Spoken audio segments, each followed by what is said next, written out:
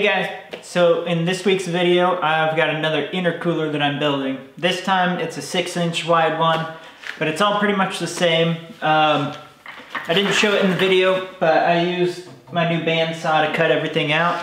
Just made some templates, traced them out, cut them all out, tacked them up. Anyways, let's get to the video.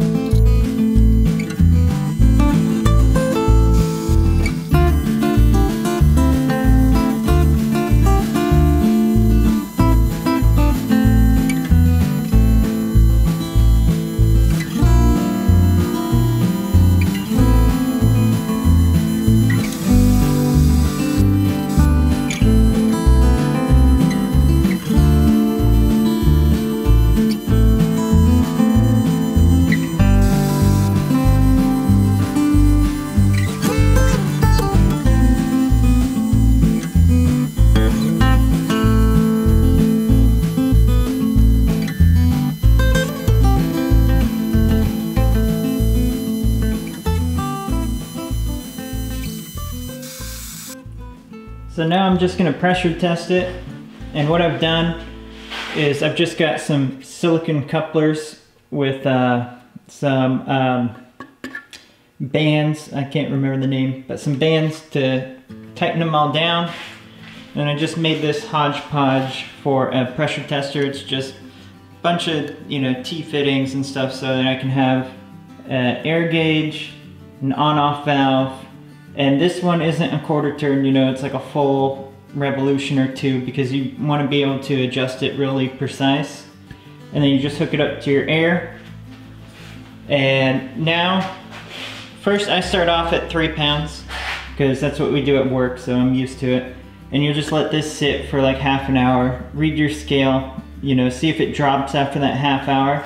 And then you're gonna come around and hit everything with soapy water and check for bubbles. And then I'm gonna bump it up a little bit. I don't wanna go too much because I don't have barbed fittings on these. So it'll turn this whole thing into a bomb if you go too high, and these guys will shoot out and you won't have a good day. Especially if you're moving it around and stuff, trying to get to different sides to use that soapy water. So I'm just gonna probably bump it up to around 10 PSI just to see if there's any changes in it. But usually 3 pounds is what you run, and then you let it sit, and yeah, seems to work pretty good.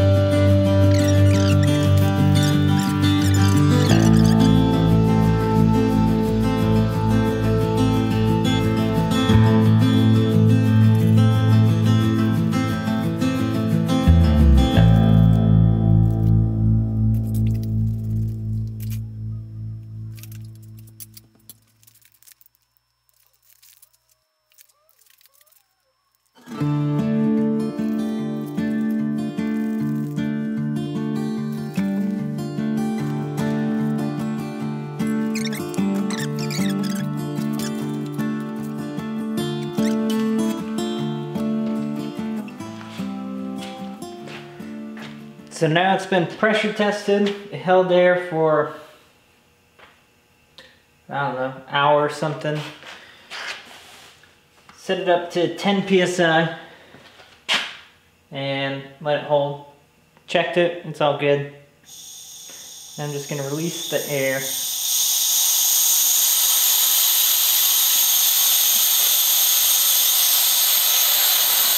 Now listen to how much air there has.